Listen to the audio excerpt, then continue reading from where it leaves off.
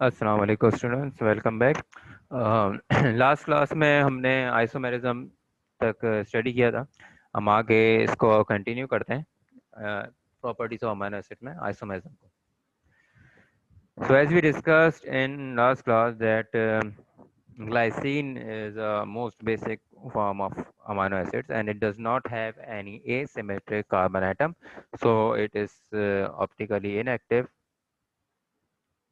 and does not have the properties of isomerism.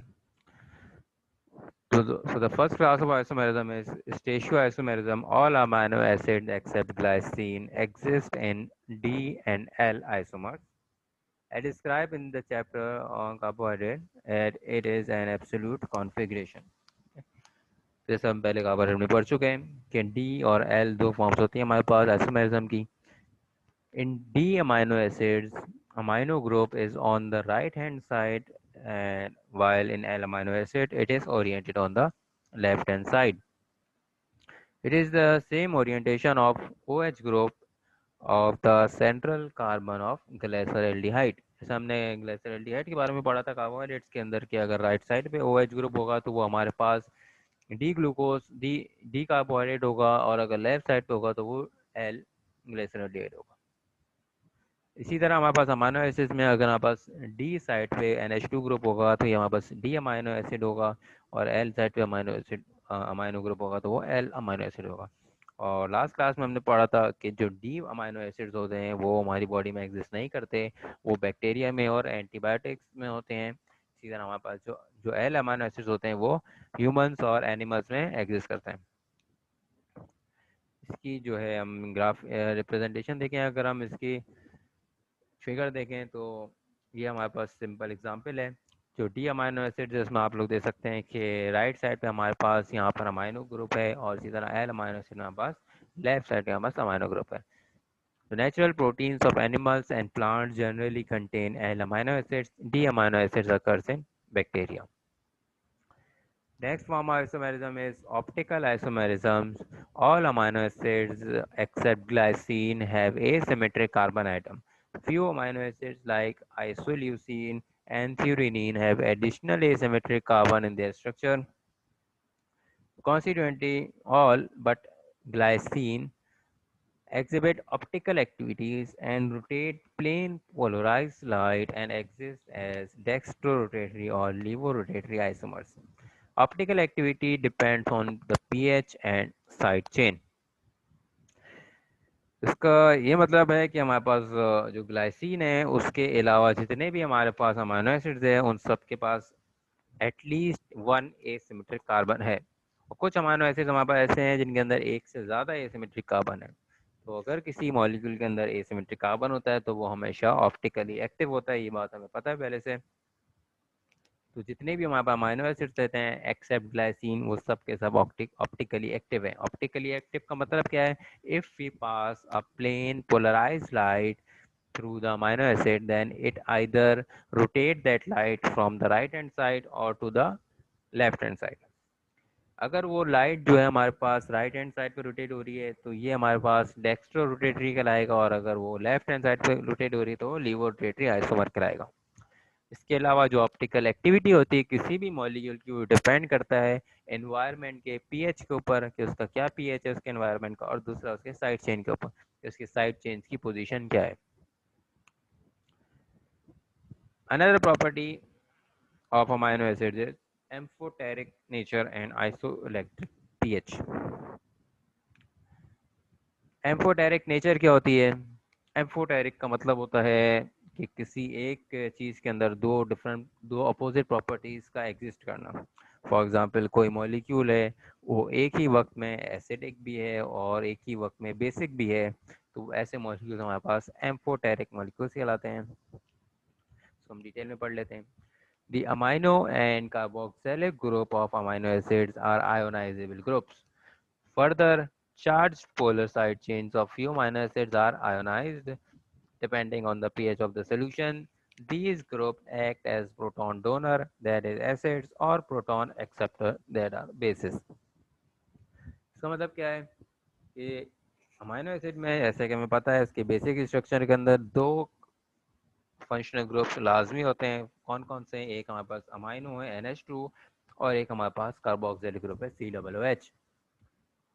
ये दोनों के दोनों मॉलिक्यूल, दोनों के दोनों फंक्शनल ग्रुप्स हमारे पास जो है आयोनाइजेबल है, मतलब ये डिफरेंट कंडीशंस के अंदर आयोनाइज हो जाएंगे। या तो ये प्रोटॉन को एक्सेप्ट करेंगे या तो ये प्रोटॉन को डोनेट करेंगे और इनके अंदर कोई ना कोई चार्ज आ जाएगा। तो हमारे पास अमाइनो होता है NH2, इसके पास यूजुअली हमारे पास नेगेटिव चार्ज आता है, और इसके अलावा जो कार्बोक्सिलिक ग्रुप है ये हमारे पास पॉजिटिव चार्ज आता है। जो पॉजिटिव चार्ज आता है इसका मतलब है कि ये जो है कैटाइन बन जाता है, और ऐसे मॉलिक्यूल्स को हम प्रोटॉन डोनर भी कहते हैं और ये एसिड्स होते हैं।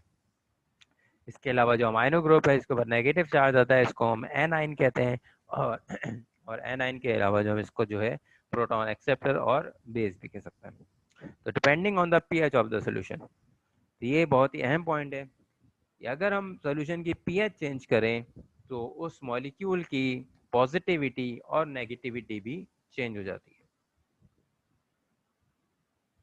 This property is known as amphoteric and therefore amino acid are called ampholites.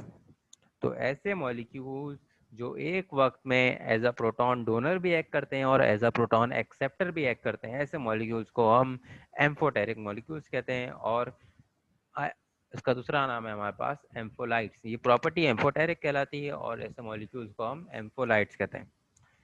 Eight a specific pH, अब आइसोइलेक्ट्रिक पीएच क्या होता है? आइसोइलेक्ट्रिक पीएच क्या होता है? At a specific pH, the amino acid carries both charges in equal number and exists as a dipolar ion.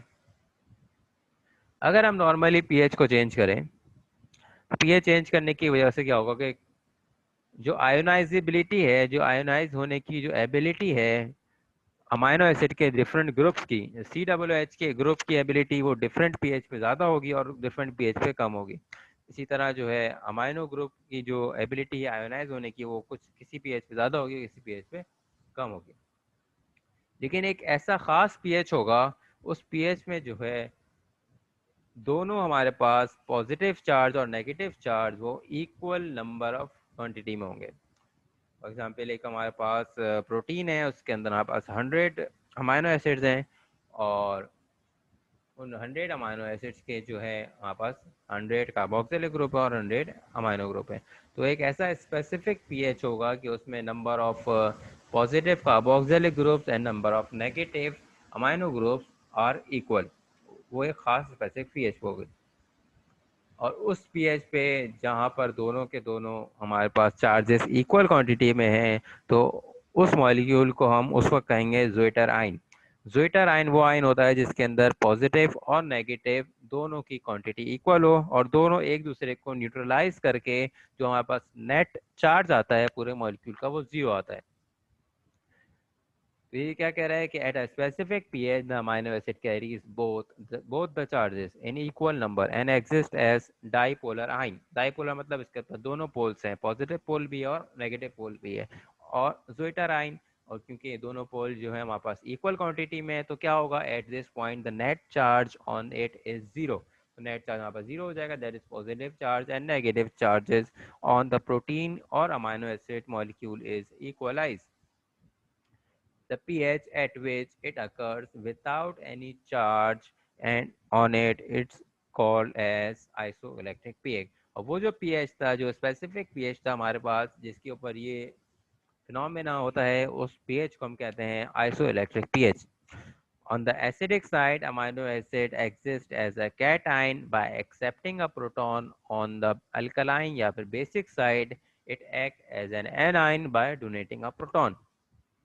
इसका मतलब क्या है? जो एसिडिक साइड है हमारे पास, जो COOH वाली साइड है, वो साइड जो है एग्जिस्ट करती है एज अ कैटाइन। कैटाइन मतलब positive charge by accepting a proton. Proton क्या होता है? एच आइन को हम प्रोटॉन कहते हैं। जब हम एच आइन को एक्सेप्ट कर लेंगे तो हमारे पास पॉजिटिव चार्ज आ जाएगा। तो जो एसिडिक साइड है वहाँ पर एक हाइड्रोजन आइन एक्सेप्ट कर लेती है वो, और वहाँ पे पॉजिटिव चार्ज आ जाता है। सिमिलरली जो हमारा बेसिक साइड है वो एक्ट एज अ एनाइन। जब एक्ट एज एनाइन करती है मतलब नेगेटिव चार्ज है। नेगेटिव चार्ज किस तरह आया? By donating a proton. जब एक प्रोटॉन उसने एक पॉजिटिव चार्ज अपना डोनेट कर दिया तो उसके ऊपर ओवरऑल चार्ज नेगेटिव हो गया। तो जो बेसिक साइड है वहाँ पर हमारे पास नेगेटिव चार्ज है और जो एसिडिक चार्ज है वहाँ पे हमारे पास पॉजिटिव चार्ज है, दोनों की क्वांटिटी इक्वल है। तो ऐसे आयन को हम ज्विटर आयन कहेंगे और ऐसे पीएच को हम आइसोइलेक्ट्रिक पीएच कहेंगे। उम्मीद करता हूँ ये आप लोगों को फिनोमेना इसका समझ आया होगा। तो अब आगे चलते हैं। नेक्स्ट हमारे पास इसकी फिजिकल प्रॉपर्टीज। फिजिकल प्रॉपर्टीज बहुत सिंपल सी है हमारे पास। They are colourless crystalline substances more soluble in water than in polar solvents. Tyrosine is soluble in hot water. They have high melting point, usually more than 200 degree. They have high dielectric constant and they also possess large dipole moment. ये सारे इसके basic physical properties हैं।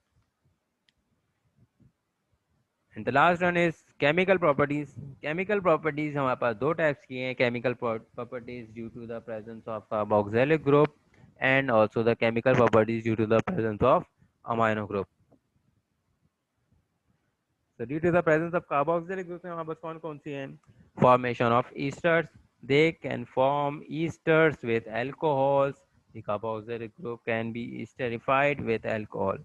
Treatment of sodium carbonate solution in cold releases the free ester from ester hydrochloride. इसका मतलब क्या है? अगर हम किसी अमाइनो एसिड्स को रिएक्ट कराएं किसी अल्कोहल के साथ तो वो हमारे पास ईस्टर बना लेगा।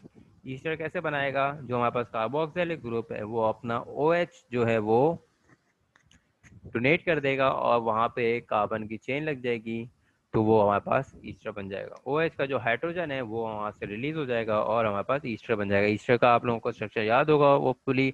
हमारे पास C डबल बॉन्ड O होता है और आगे हमारे पास O होता है, आगे हमारे एक और O होता है और उसके आगे हमारे पास कार्बन की चेन होती है।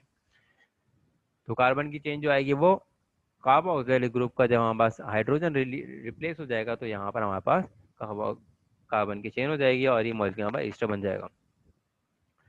नेक्स्ट प्रॉपर्टी हमारे पास reduction to amino alcohol. This is achieved in the presence of lithium ammonium hydride. Lithium ammonium hydride के साथ अगर हम किसी अमाइनो एसिड को रिएक्ट कराएं तो कार्बोक्सिलिक एसिड जो है हमारे पास वो जो हमारे पास कार्बोनाइल ग्रुप है C डबल बॉन्ड O वो वहाँ से रिलीज हो जाता है और सिर्फ हमारे पास OH बचता है। तो हम ऐसे मॉलिक्यूल को क्या कहेंगे? Amino alcohol. अमाइनो क्यों? इसके दूसरे एंड पे हमारे पास अमाइनो ग्रुप है। और अल्कोहल क्यों? क्योंकि हमारे पास कार्बोक्सिलिक एसिड का जो C डबल बॉन्ड O है वो रिमूव हो गया, उसकी जगह सिर्फ अल्कोहल बचा है। Third is formation of amines by decarboxylation. Action of specific amino acid decarboxylases, dry distillation or heating with barium hydroxide or with diphenylamine evolves carbon dioxide from COOH group and changes the amino acid into its amine. इसका मतलब क्या है? अगर हम किसी भी amino acid को इनमें से किसी एक चीज के साथ रिएक्ट करवाएं, कौन कौन सी चीजें? Amino acid decarboxylase. डीकार्बोक्सिलेज हमारे पास एंजाइम है, ये होता है स्पेसिफिक होता है हर अमाइनो एसिड के लिए। फॉर एग्जांपल हमारे पास जो है टायरोसिन अमाइनो एसिड है तो उसके लिए जो एंजाइम होगा हमारे पास टायरोसिन डीकार्बोक्सिलेज होगा। जब हम उससे उसको रिएक्ट करवाएंगे तो वो हमारे पास जो है वो अमाइन बन जाएगा। इसके अलावा ड्राई डिस्टिलेशन, अगर हम किसी अमाइनो एसिड को ड्राई डिस्टिलेशन के जरिए ट्रीट करें या फिर हम बेरियम हाइड्रोक्साइड के साथ हीट करें या फिर हम डाइफिनाइलामाइन के साथ रिएक्ट करवाएं, अगर हम इन सब में से किसी के साथ उसको रिएक्ट करवाएंगे तो इससे क्या होगा? It evolve carbon dioxide. तो जो सी डबल ओ एच का जो COO है तो ये कार्बन डाइऑक्साइड है CO2, ये रिलीज हो जाएगी और फिर हमारे पास सिर्फ और सिर्फ हाइड्रोजन बचेगा। जब हाइड्रोजन बचेगा तो वो जो मॉलिक्यूल है जो अमाइनो एसिड था उसके अंदर से एसिड रिमूव हो गया और सिर्फ हमारे पास अमाइन रह गया क्योंकि वहाँ पे दूसरे एंड पे NH2 ग्रुप है। तो इस तरह से जो है इस प्रोसेस के through by the process of decarboxylation we convert amino acid into amines. ठीक है, ये एग्जाम्पल है हमारे पास। ये अमाइनो एसिड था, इसके अंदर से हमारे पास जो है कार्बन डाइऑक्साइड रिलीज हो गई और ये NH2 है, ये CH है और ये R है। तो ये सिर्फ 3 मॉलिक्यूल हमारे पास रह जाएंगे। ठीक है, और ये अमाइनो एसिड से कन्वर्ट हो जाएगा अमाइनो एसिड अमाइन में।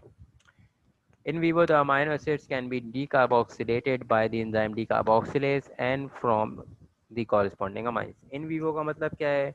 Something that happened in light, in dark, sorry. मतलब without any light, मतलब inside human body. तो इन वीवो प्रोसेस वो सारे प्रोसेस होते हैं जो किसी भी ह्यूमन या किसी भी एनिमल की बॉडी के अंदर होते हैं। अगर हम लैब में कोई प्रोसेस कर रहे हैं तो हम उसको इन विट्रो कहलाएंगे। इन विट्रो का मतलब होता है इन लाइट। और अगर हम किसी जो है ह्यूमन की बॉडी के अंदर कर रहे हैं या फिर एनिमल की बॉडी के अंदर कोई प्रोसेस हो रहा है तो उसको हम इन वीवो कहेंगे।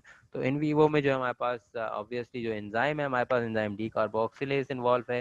एंजाइम हमेशा बॉडी के अंदर होता है, बॉडी के बाहर नहीं होता। तो इसलिए इसने कहा कि इन वीवो अगर डीकार्बोक्सिलेशन होगी एंजाइम के थ्रू, उसका प्रोसेस ये होगा।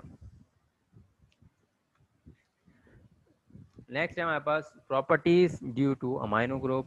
जैसे हमने लास्ट प्रॉपर्टीज पढ़ी वो सारी की सारी थी वो कार्बोक्सिलिक ग्रुप की वजह से थी, और ये जो प्रॉपर्टीज है हमारे पास ये हैं बिकॉज ऑफ अमाइनो ग्रुप। सबसे पहली प्रॉपर्टी हमारे पास salt formation with acids. The basic amino group react with mineral acids such as HCl to form salt-like hydrochlorides. तो अगर हम किसी भी जो है अमाइनो एसिड को रिएक्ट करवाएं एसिड से तो वो कन्वर्ट हो जाएगा सॉल्ट के अंदर। और सॉल्ट के अंदर किस तरह कन्वर्ट होगा, जो हमारे पास अमाइनो ग्रुप है NH2 उसका एक हाइड्रोजन जो है वो जो है उसको सॉल्ट में कन्वर्ट कर देगा। तो बेसिकली जो सॉल्ट बन रहा है हमारे पास वो यहाँ NH2 की तरफ बन रहा है। तो इसका एग्जाम्पल हमारे पास ग्लाइसिन है। ग्लाइसिन को अगर हम HCl से रिएक्ट करवाएं तो यहाँ पे बन जाएगा salt glycine hydrochloride.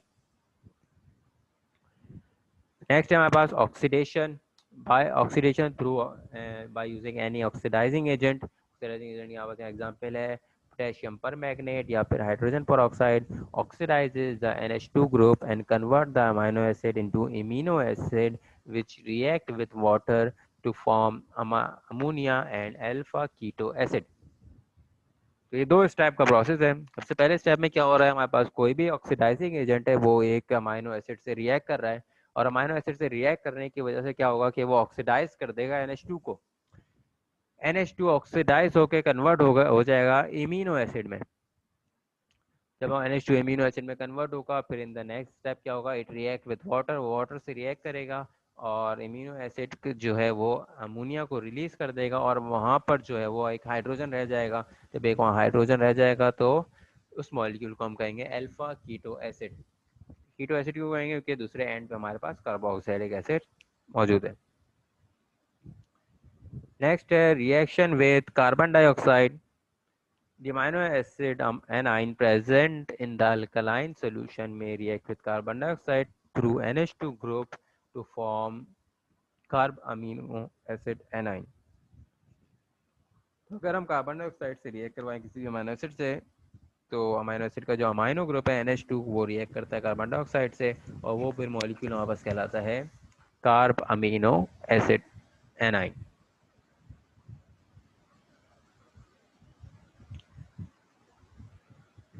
Okay. Now the third one is properties of amino acid due to the presence of both amino group and carboxylic group. तो ऐसी कौन सी केमिकल प्रॉपर्टीज हैं जो दोनों को इन्वॉल्व करती हैं केमिकल रिएक्शन के अंदर, अमाइनो ग्रुप को भी इन्वॉल्व करती हैं और कार्बोक्सिलिक एसिड ग्रुप को इन्वॉल्व करती हैं। वो कौन सी प्रॉपर्टीज हैं हमारे पास, in addition to the property of reacting with both cation and anion the amino acids form chelated coordination complexes with certain heavy metals and other ions. These includes copper ion or cobalt ion, magnesium ion or calcium ion. Or an example of chelated complex of calcium and glycine is calcium diglyciate. Chelation क्या होती है, it is basically the process of intoxication of different heavy metals. अगर हम यहाँ पास हमारी body में किसी भी हैवी मेटल की टॉक्सिसिटी हो जाती है, फॉर एग्जांपल कॉपर की टॉक्सिसिटी हो गई, हमने कॉपर को खा लिया, या हमारे पास मैग्नीज की टॉक्सिक मैग्नीज हमने खा लिया, तो उसकी टॉक्सिसिटी हो जाएगी। उसको न्यूट्रलाइज करने के लिए एक प्रोसेस होता है, उसको कहते हैं चीलेशन। चिलेशन में क्या होता है, हैवी मेटल्स जो हैं वो डिफरेंट ग्रुप्स के साथ कॉम्प्लेक्स बनाते रहते हैं, उन कॉम्प्लेक्स को हम कोऑर्डिनेशन कॉम्प्लेक्स कहते हैं। या आपने इंटर में केमिस्ट्री में पढ़ा होगा कोऑर्डिनेशन कॉम्प्लेक्सेस क्या होते हैं। जितने हमारे पास हैवी मेटल होते हैं जो कि डिफरेंट ट्रांजिशन स्टेट्स के अंदर एग्जिस्ट करते हैं, जो एक से ज़्यादा ट्रांजिशन स्टेट में एग्जिस्ट करते हैं, जैसे कॉपर कोबाल्ट हो गया, मैग्नीज हो गया, कैल्शियम हो गया, आयरन भी हो गया, इसके अलावा डिफरेंट हमारे पास गोल्ड हो गया, ये सारे डिफरेंट ट्रांजिशन स्टेट में एग्जिस्ट करते हैं। ये कुछ मॉलिक्यूल्स के साथ ये जो है चीलेट बनाते हैं। चीलेट बनाने के लिए लाजमी होता है कि उस मॉलिक्यूल के अंदर जो है एक पॉजिटिव आयन भी हो और एक नेगेटिव आयन भी हो, तो वो जो कॉम्प्लेक्स बनता है उसको हम कोऑर्डिनेशन कॉम्प्लेक्स करते हैं। फॉर एग्जांपल यहाँ पे हम जो है कैल्शियम को देख सकते हैं।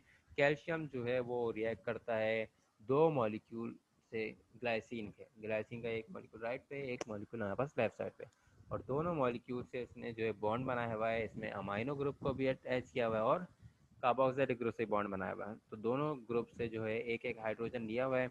अब यहाँ पर ये बॉन्ड इस हाइड्रोजन से भी हुआ हुआ है और यहाँ पे भी इससे हुआ है। तो ऐसे मॉलिक्यूल्स को हम कोऑर्डिनेशन कॉम्प्लेक्स कहते हैं। और इसकी एग्जांपल है हमारे पास, जब हमारे पास कैल्शियम की कंसंट्रेशन बॉडी में ज़्यादा हो जाती है तो ग्लाइसिन जो है उससे जाके एक कोऑर्डिनेशन कॉम्प्लेक्स बनाता है और उसको हम कहते हैं कैल्शियम डाइग्लाइशिएट। डाइग्लाइशिएट मतलब presence of two molecules of glycine. और ये जो कैल्शियम की टॉक्सिसिटी होती है इसकी वो ख़त्म हो जाती है और वो एक इनएक्टिव कॉम्प्लेक्स बन जाता है और फिर इस फॉर्म में वो एक्सक्रीट आउट हो जाता है। तो ये भी एग्जांपल है हमारे पास अमीनो एसिड की प्रॉपर्टीज में। ठीक है, होपफुली ये आप लोगों को इसकी प्रॉपर्टीज समझ में आई होंगी। तो यहाँ पर हमारे पास जो है अमीनो एसिड्स का एंड हो जाता है। फिर आगे हम इंशाल्लाह जो है प्रोटीन स्टार्ट करेंगे नेक्स्ट क्लास से, और क्लासिफिकेशन ऑफ प्रोटीन्स पढ़ेंगे और डिफरेंट प्रॉपर्टीज ऑफ प्रोटीन्स पढ़ेंगे। तो इस क्लास के लिए इतना ही। Thank you so much. अल्लाह हाफिज़।